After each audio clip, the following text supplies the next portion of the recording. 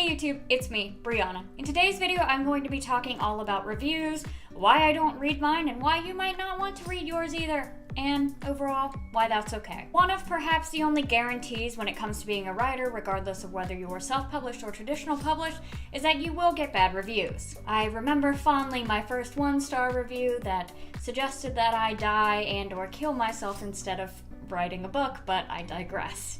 For some writers, their first one-star review is even a badge of honor because it means that they have put something out into the world that people hate. And hey, if someone hates it, you must be doing something right. Well, speaking with one of my author friends the other day, the topic of reviews came up, and I mentioned that I don't read my reviews. I thought that this was kind of a normal thing to do, but it turns out that not a lot of people share my opinion. Naturally, if you do read your reviews and you're a writer, that doesn't mean that you're any less of a writer or that there's anything wrong with it. This video is just covering sort of my personal perspective on it and my personal process, etc. Now that the general disclaimer is out of the way, let's get right into it. First of all, I don't read my reviews because I have anxiety. I've mentioned this probably 100,000 times, but I have anxiety and depression. This makes so many aspects of my life just subject to all kinds of personal criticism, and I don't like living my life under the microscope, but it is what it is. When I say microscope, obviously I mean my own personal scrutiny, not everybody else's.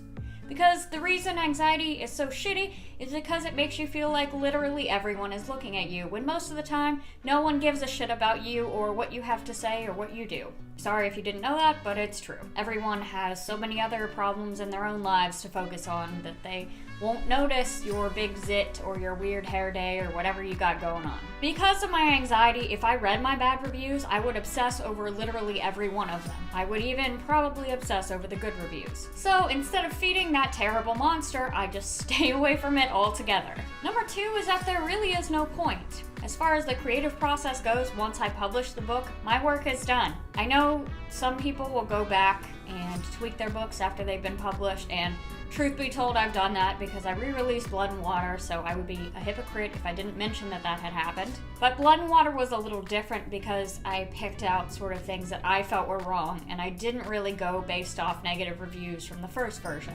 I know with self-publishing, it can be tempting, especially to go back and edit your book based on someone else's feedback in an Amazon or Goodreads review, but really, there's no point.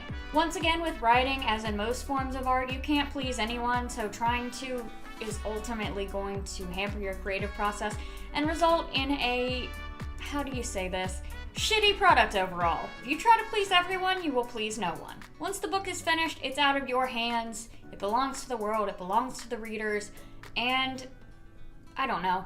Even if you read a bad review and someone brings up a good point, I still don't think you should go back in and make changes to the book. When you wrote the book and edited it and published it, you were putting out the project that you hopefully wanted to put out. Where is your creative and artistic integrity if you go back and tweak it based on other people's insight rather than based on how you as an author feel? Along those same lines, I don't read my reviews because they're not for me. The thing about book reviews that most writers don't consider is that the reviews are not for the writer. At the end of the day, they are for readers, and they are for potential consumers to help them decide whether or not they want to read the book. Just like any other product, people leave reviews for books to help their colleagues, friends, loved ones, strangers, etc. decide whether it is worth spending money on. So, as far as I'm concerned as a writer, reviews don't matter. Now, do I want to see a page that's full of one-star reviews and bad language and people telling me that I deserve to die because I put a preposition at the end of a sentence? Hell no, I don't, because I'm a normal person. At the same time, does that mean I'm going to stop writing if I get reviews like that? Also, hell no. Basically, I don't read my reviews. I'm happy that I don't read my reviews, and I really don't see that changing anytime soon. If it's from a critique partner or a beta reader, obviously I'll read those. But at the end of the day, the reviews that end up on Goodreads and Amazon from people who have purchased the product and read it are not for me. They're for readers, and I, as the writer, have no real say or ownership in what other people think. For me, part of avoiding the comparison trap, which I've mentioned in a previous video and will link to below, and a part of keeping myself sane involves not reading my reviews.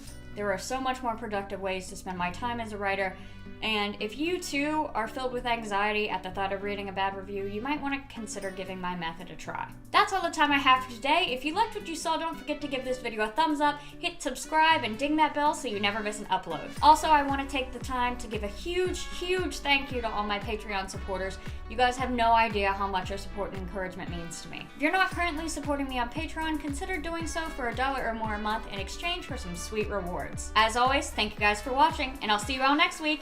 Bye!